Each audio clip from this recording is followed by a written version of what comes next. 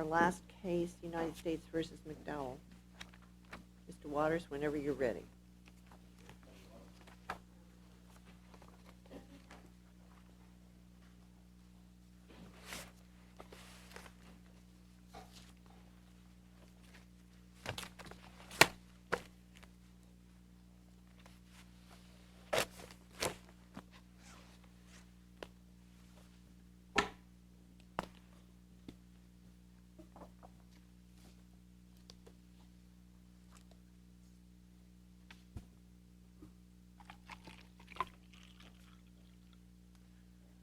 Good morning, and may it please the Court. My name is Robert Waters from the Office of the Federal Public Defender for the Eastern District of North Carolina. I represent the appellant, Ernest James McDowell, Jr. Mr. McDowell appeals the sentencing of the district court, imposing upon him the enhanced sentence as an armed career criminal, relying solely for the necessary third predicate conviction upon a 40-year-old National Criminal Information Center criminal record sheet as to one conviction. Mr. McDowell argues primarily that in general an NCIC criminal record sheet standing alone lacks the reliability necessary to support the finding of a third predicate ACCA conviction over a defendant's objection, and also that in this particular instance the NCIC record sheet in this case contained obvious factual inaccuracies upon the face of the record, and that supporting evidence with sufficient indicia of reliability was not produced to refute those inaccuracies. Would note that Mr. McDowell also raised in his briefs the argument that the district court improperly raised the statutory minimum and maximum sentences based on facts not pled in the agreement or proved beyond a reasonable doubt. With the court's permission, I don't intend to take that issue up at argument here, and intend solely to focus on the issue of the use of the NCIC record. Do you have any, I didn't see any in your brief, and I wondered if you've gotten any statistical information from the literature about the accuracy of these NCIC reports? Not in general, Your Honor. There is one case. Well, I take that as your first argument, that in general they're inaccurate, and in particular it's inaccurate here. Isn't that your sort of two-point argument? Yes, Your Honor, generally. There is a case out of the Eighth Circuit. It was, I believe, the U.S. v. Urbina Mejia case, 450 F. 3rd, 838, in which the probation officer sort of anecdotally raised the proposition that he'd worked on some 200 pre-sentence reports, and out of those 200, he noted that one that he knew of had an error based on the NCIC record being inaccurate. Well, our standard here is preponderance of the evidence until the Supreme Court changes it, right? Yes, Your Honor. So that doesn't look to me like a basis upon which to make an argument that that we can find that the district court clearly erred in finding the preponderance of the evidence, that it was okay to rely on this NCIC report. Well, 2 points to that, Your Honor. One is to note that 1 out of 200, a 0.5% error rate, would seem in general to be relatively accurate. But when you look upon the size of the NCIC as a whole and the number of transactions that are run, the Supreme Court noted in a 1979 case that at that point, in 1979, there were 7.2 million records in the NCIC, and they averaged 280,000 requests per day.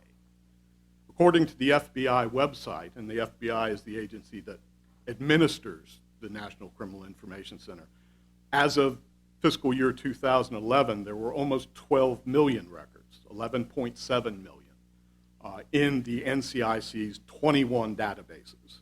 And they'd gone to averaging over 7.2 million requests per day. This argument goes to records can be wrong, but that would be NCIC report, would be any kind of report. I mean, I don't know how far that gets you here. In part, Your Honor, I would look to the Bryant case out of the First Circuit to sort of look at the difference. In Bryant, the issue was the appellant challenged 2 predicate offenses for the career offender enhancement.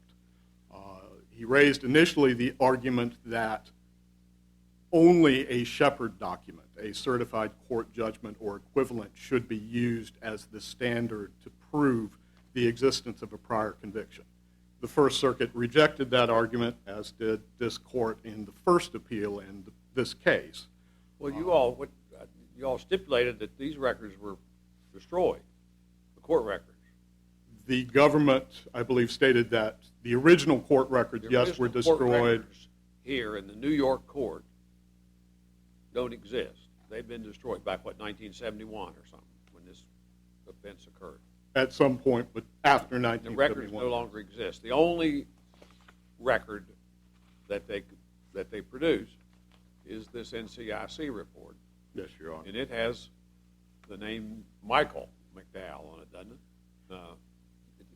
Didn't it have a wrong name? Yes, Your Honor. Well, I would in note. your view, it had a wrong name, but it had Michael McDowell, and there was issues about the date of birth. Yes, Your Honor. The NCIC. Go ahead. Sorry. The NCIC record begins on page 97 of the joint appendix. There are 4 names listed on it. None of them are defendant's actual name. Okay. There are 4 birth dates on it. 3 of those birth dates are incorrect, and I would note that. But there's one of them is his birthday? One of them does appear to be his birth date, okay. September 19th, 1950. Okay. But you don't quarrel with the fact that the defendant supplies the information. The defendant supplies some of the information that goes into an NCIC record. I don't think you can glean somebody's birth date by looking at them. Except, Your Honor, that it's not directly input necessarily from defendant's own statements. Again, would point to the Supreme Court case in Baker v. McCollum. There, a appellant was Mr. Lionel McCollum, was arrested when he was stopped at a traffic stop by local law enforcement. They ran his driver's license and license plate of his car through the computerized criminal database, found an outstanding arrest warrant, and they arrested him. Well, it turned out that Leonard McCollum, his brother, had obtained a duplicate driver's license in Lionel's name and had committed an illegal act under his brother's name, and it went under his brother's criminal record. Point being that input into the NCIC is based on a huge number of inputs. Federal, state, and local law enforcement. And mistakes are made. And mistakes are made. Mistakes are made. And but other than the face of the NCIC report, the government sought to tie it into your guy. They said there was something about Iron Mike being a nickname. Correct? Yes, Your Honor. Yeah, and was that? What other evidence was there in the context of this case to prove that this is your guy that had this 1971 conviction, other than the NCIC report? As to this specific conviction, there was no other documentary evidence. No other documentary. Did they put on any evidence? Put on any witnesses? I believe the government will argue that the probation officer at the second sentencing hearing stated that he spoke to an FBI agent who told him that the NCIC record was matched to this particular defendant using fingerprint records. And you don't argue with that, or you do? You say it's insufficient? We argue that it's insufficient, Your Honor, in that... The judge found that it was sufficient. Do you agree with that? Yes, Your Honor. The judge made a finding that this is the same guy. Yes, Your Honor. And we review that, as Judge Mott said, for clear error. For clear error. They had to show it by preponderance of the evidence. Yes, Your Honor. Our argument would be that, firstly, the FBI agent didn't testify directly. It was hearsay. It was all hearsay, and the probation officer didn't get on the witness stand. And the probation officer didn't get on. Did he have to? He's an officer of the court. He's an officer of the court, Your Honor, and we're not stating that he in any way meant to mislead the court, but just pointing out that, first, in general... He stood up and said I've talked to an FBI agent over the phone, and he said he said something about fingerprints. But he didn't say he was the fingerprint guy. But he said that the fingerprint showed this is the same person. That's Is our that right? point. Something like that. Something like that. That's our point. And the Your judge Honor, thought is that was enough. Well, there was one other thing I thought that, didn't he have a conviction like 10 years ago and he hadn't made this argument there? He hadn't made the argument that this 20-year-old conviction was, that it wasn't him. He hadn't claimed that that wasn't part of his criminal history. Or Yes, Your Honor. To clarify, the 1971 conviction that served as the third predicate for ACCA was in Bronx County, New York. It was preceded by two other convictions in Bronx County, New York, under a different name. There was a 1983 conviction in the Eastern District of North Carolina federally of this man. of Ernest James McDowell. And that's the one where this came up. Your client, Ernest James McDowell. Ernest James McDowell. No, Your Honor, the government argued that it didn't come up. Didn't come up, so that proved that it was him. He Yes, never made the argument that it wasn't him. Well, what Yes. incentive would he, does he necessarily have an incentive to bring it up in 1983? Exactly, Your Honor. There's no record of any incentive. We actually don't have any documentary He wouldn't have evidence increased his sentence at all? not that I'm aware of, Your Honor, other than possibly for just, it should have increased his criminal history point. That's what I don't thought. know that it would have increased his So he criminal would have an history incentive. Well, 1983, category 1983 is prior to the guidelines. prior to the guideline. It wouldn't have had anything to do with the guidelines because they didn't exist. So he wouldn't have had any guideline incentive to make In other a- words, we're just speculating as to Exactly, Your Honor. We don't even, not only do we not have any documentary evidence of the 1971 conviction, we don't even have the PSR from the 1983 conviction in federal court. It's all just conjecture and assumption. So you don't think the 1983 case helps them any? I don't think so, Your Honor, in part because this court has also held that the failure to object to a PSR should not be taken as an admission of the facts contained within the PSR. I believe that was the Moffitt case. So, A, he didn't have any incentive to object. B, we don't have any record of what happened in 1983. And C, Well, their even best if we evidence- assume he didn't The object. best evidence then sounds to me like is the FBI man, which is hearsay, but you don't claim that that's inadmissible. We don't claim that it's inadmissible, Your Honor. We're claiming that it's insufficiently reliable. And again, pointing to the Bryant case, insufficiently reliable because of the mode of presentation, because you didn't attack the actual merits of the fingerprint analysis, right?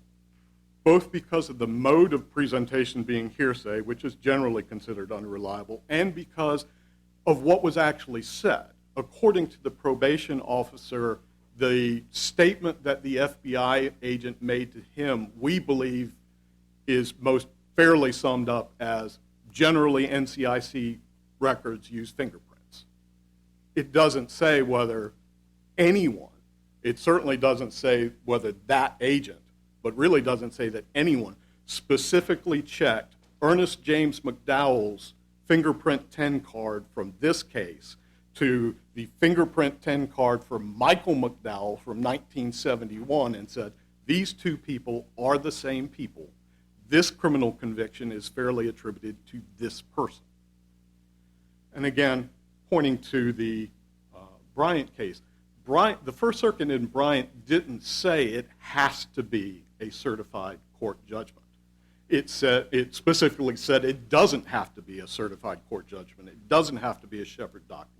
It said that a certified court judgment is presumably reliable. And I think that goes to the difference between an NCIC record and what it's designed to do and what a certified court judgment is designed to do. A certified court judgment is a communication from one court to another court that specifically says this criminal defendant committed this offense and was convicted on this date. It's very focused, it's very specific. It's a scalpel as far as tools go. An NCIC record is an axe. It's a general purpose instrument. It uses information from federal, state, and local law enforcement agencies all over the country, and even Canada. The Royal Canadian Mounted Police can input into NCIC, into multiple databases, and it's used for law enforcement purposes to locate fugitives, to find missing persons, to locate stolen property. Would also note that according to the FBI and the NCIC website, it says that the purpose of the NCIC is to aid law enforcement and protect law enforcement officers. Would point out that if you're a law enforcement officer doing a stop on the side of the road and you run the NCIC record check to determine, is this person a violent felon?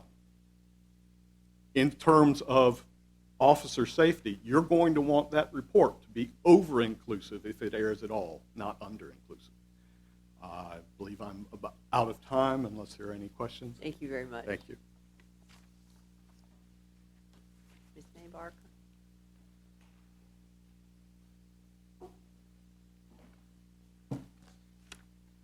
Good morning. May it please the court. My name is Jennifer May Parker, and I represent the United States in this case. All the district court had to do here was decide if the NCIC and the other information before the court had a sufficient indicia of reliability to support the probable accuracy. By doing that, the district court had the standard of preponderance of the evidence. We submit to this court that the district court properly found that the NCIC report, as well as the information from the probation officer, was sufficient for the court to find that it was the defendant. If not for the information that the probation officer submitted regarding fingerprint analysis, would you be making the same argument here today? I would make the same argument, but I would admit to the court that I probably wouldn't be as strong a basis as I am standing before the court right now. That the record just by itself, I don't know how that would be sufficient. Well, it depends on what the NCIC report shows. NCIC reports in general are based on a lot of information. Some of them are based on criminal records, based on fingerprints, but it could be based just on names and date of births and things like that. In this case, what makes this report stand out and is reliable is the fact that it was based on the defendant's fingerprint analysis. Now, while NCIC report... But the showing of that is pretty thin, that it's based on his fingerprint analysis. Well, there was the probation officer... The probation officer stood up and said, I talked to somebody at the FBI who said these NCI things are tied into fingerprints. Well, it wasn't as general as that. The AUSA, as she was discussing the case with the court, said, I will ask the probation officer to proffer to the court what he has learned. And so that call was made by the probation officer specifically for the purpose of reliability. Who was the FBI man? His name is mentioned in the joint appendix at page 65. And the probation officer said that I contacted the FBI in reference to the reliability of the NCIC. And a program analyst, I'm starting from page 64 at the bottom, from the FBI called me back by the name of Keith Haywood. And he indicated a program analyst? A program analyst. That's who runs the program. And all of the people who are in charge of the NCIC program, they're called program analysts by title. And he indicated that this was the defendant referenced in the NCIC, that it was based on fingerprint analysis, as well as information received from the New York Department of Corrections and the New York State Identification, the SID number. So that this was not a generalized statement by the probation officer, but it was a specific call made by him to the FBI aimed at the issue of reliability of this NCIC report. Looking at the NCIC report, because when this case first came before the court, there was no such report. And the court says, well, we need to see the report. I will point out a few things that I think are quite interesting and certainly lends to the fact that the district court here made the right decision.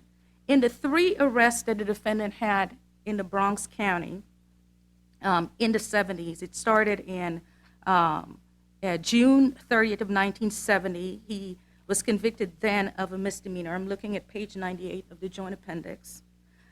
He used the name Michael McDowell in that case. Then was followed by an arrest on February 19th of 1971, again the use of the name Michael McDowell, and followed by the conviction in question here, again the use of the name Michael McDowell. You see some consistency, inconsistency only in the first, you see consistency first of all with him using the name Michael McDowell each time. McDowell is his last name. Michael is not his first name, but there's a connection that I will show the court there as well. The defendant, in another part of the joint appendix, indicates that he, in paragraph 38 of the PSR, tells the probation officer that he was born in Raleigh, and the NCIC verifies that he was born in North Carolina, but that he moved to the Bronx County in New York at the age of 17, which puts him, his date of birth is, he was born in 1950. It puts him in the Bronx County at the exact time that these convictions are reported on the NCIC. So that it's not just, oh, it has the wrong name. There is certainly a connection between the defendant being in that place and the reports of the convictions in the NCIC. In addition to that, the defendant returned to New York in 2006, as shown in the joint appendix at page 100. And there he was convicted again. At that time, he used the name Ernest McDowell, which happens to be his given name. I will tell the court So Ernest McDowell is his name, and Michael is his name. McDowell's not his name. I'm sorry? Michael McDowell's not his name? Michael McDowell, Michael is not his name. His official name is Ernest All these records McDowell. are under Michael. Well, the first three, but the one Iron in Mike, right? Iron Mike was Iron also a Records name that he doesn't show used Iron on the street. And Does for, the record show Iron Mike, or is that just, that's the probation officer said he was? yeah, that's information that came out at the sentencing hearing. I believe it's the AUSA who told the court that he had used But Iron the tie Mike. between Ernest and Michael Yes. names is strictly through the phone call to the FBI man saying we use fingerprints. Partly, but I would make the case that Is there in, anything more than that? well, I'll make the case that in, I mean, you say he used the name Michael. It could have been a Michael that they arrested. It might have been some other McDowell. well, that happens to be the name that he gave to his son. His son's name is Michael McDowell. Well, he gave his son a Michael McDowell. That's all right. Tell me about the Iron Mike. The prosecutor talked about it? Yes, that, And did the prosecutor say where he got this information? no, she did not say in the record where she got that information, just that when the defendant was being involved in undercover operations, that he used the alias Iron Mike, and that he was known on the streets as Iron Mike. That information made its way into the NCIC. It wouldn't have come from Is that anywhere her. is that in the PSR anywhere? Yes. The Iron Mike part? Yes. That's in the transcript, I think.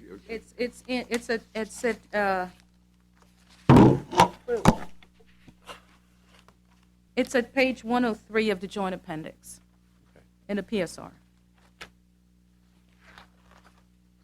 So I'm sorry, I'm still a little bit at a loss. Okay. about Where, yeah, aliases, identifiers, Iron Mike, Iron Mike. Iron Mike, as one of them.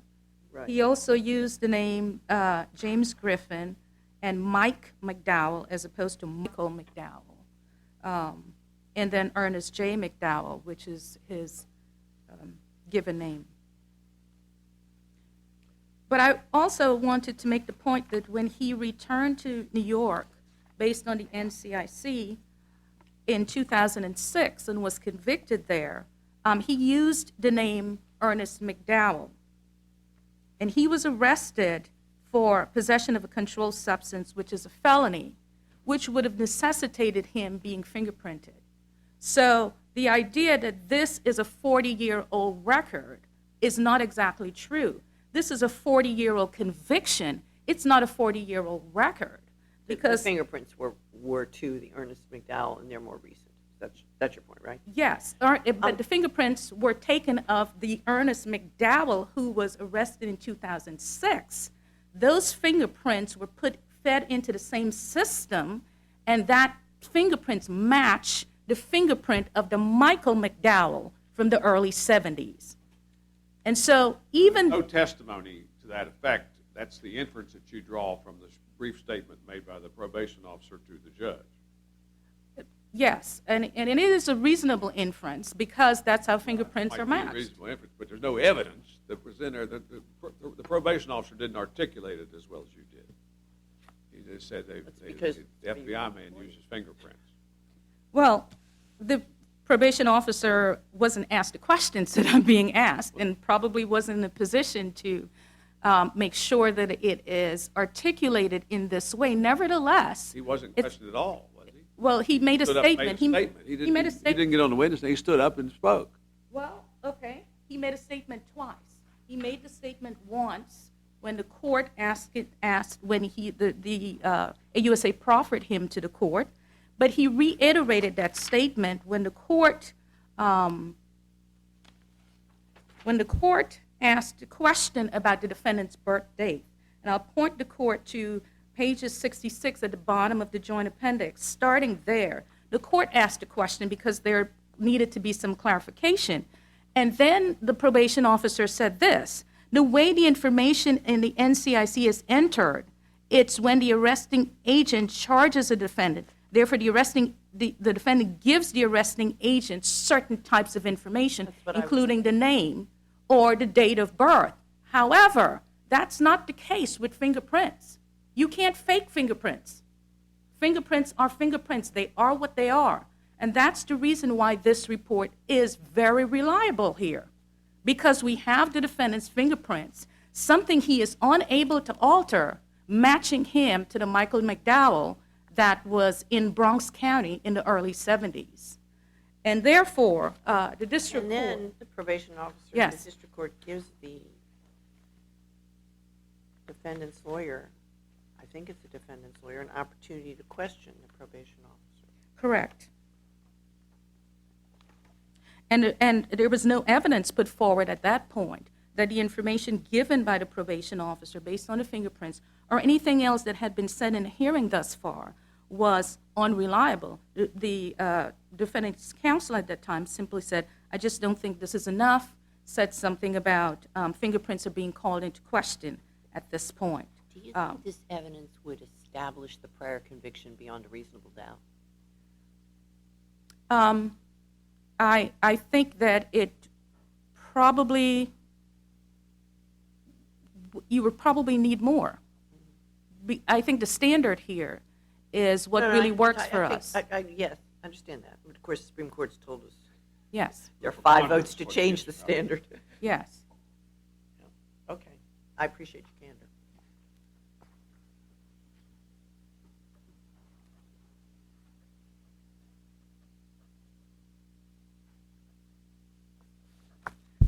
And so, Your Honors, I think that based on what the court did here, based on the evidence that the court had before it, to simply find by a preponderance of the evidence that this defendant is the same person as the Michael McDowell who was convicted of second-degree assault in New York in the early 70s. The court did what any court would do, finding that this information was sufficient. So we ask that you affirm the judgment of the district court. Thank you very much. Thank you. Mr. Waters, do you have any rebuttal? Yes,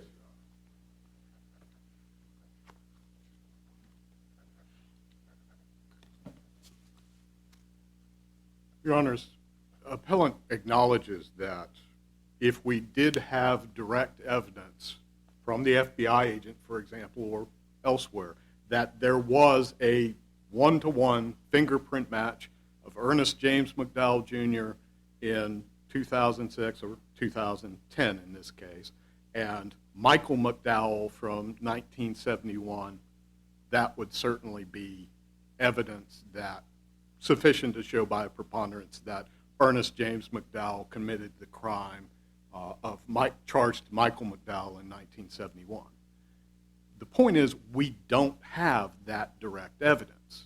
We have a hearsay statement that appellant at least believes is essentially the FBI saying NCIC uses fingerprints.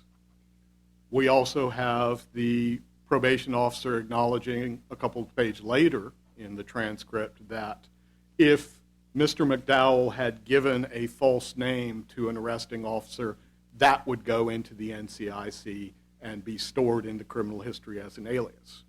We know from the McCollum case from the Supreme Court, if somebody else had given a false name relating to Ernest James McDowell, that could have ended up in Ernest James McDowell's criminal history and ended up in the NCIC. Again, the NCIC draws from a great many different sources, some of which are probably reliable, some of which aren't, some of which, on the face of this record, are clearly false. We know the birth dates are wrong. We know the names are wrong. We know at least one of the Social Security numbers has to be wrong. Basically, we're not saying that a court can't consider an NCIC record. And certainly in the majority of cases, if there's not an objection to the PSR, the NCIC record is sufficient. What we're saying, along with the first... I have this, it seems to me that if we adopt your argument, we're setting out a precedent where people should lie, and indeed should lie, come up with a different story every time they come in, because that is going to make for confusion in the NCIC report. Give a different name, a different birth date. They can't change their fingerprints, presumably, although, you look at the movies and maybe you can, but they should just, that should be the operating order, and if you do that, then there's not going to be sufficient evidence. Your Honor, I think that ship may have sailed as far as most of the defendants are concerned. They often do give aliases. What I'm pointing out exactly. is that... So what I'm pointing out is that that ultimately proves the point that absent other evidence as to the reliability of the NCIC record, it shouldn't be presumed to be reliable. The court should rely on evidence for which there is indicia of reliability, and in the majority of cases, I believe that evidence will be present. This is, I think, an outlier case based because of the age of the conviction. You just told me that most of them give aliases, so you're not saying it's, if we would go your way, it isn't an outlier. It's an outlier in it's a that help for every criminal. it's not an outlier in that the PSR contains aliases, Your Honor. In my experience, almost all of them contain aliases. It's an outlier in that there isn't other evidence available. So There isn't a certified court Don't they judge. usually get the name right before they complete the arrest and everything, and then the alias just simply shows up on the NCIC as an alias, and the real name shows up as where it should be. Often, Your Honor, and I would point out that in this NCIC record, it doesn't have his real name. There's Michael McDowell, Ernest, Ernst, McDowell, Michael McDowell, and James McDowell. The appellant's actual name doesn't appear on this NCIC record at all. I thought I heard you say at the end there that this is an outlier because we don't have the actual record of conviction. So is this the kind of evidence that often appears as a substitute in these cases, in your experience? In my experience, the NCIC record would be the first probable source of PSR criminal history. It's the easiest to access. It's the broadest. If there's a challenge to that, then the probation officer or the court could go to less immediately available but more reliable evidence. It's not only more reliable, it shows the disposition. Usually, a lot of these NCI records, these rap sheets, don't show the disposition. They're arrest records. Yes, Your Honor. Right. If somebody was arrested, but no grand jury didn't indict, charge dismissed, all that stuff, then lots of times doesn't show up on them. Yes, Your Honor. So if we want to go to the courthouse to find out what happened to the case. And that's why this is an outlier. You can't do that. But most cases you can. I see I'm out of time. Ask the court to vacate the judgment and remand for resent. Thank you very much.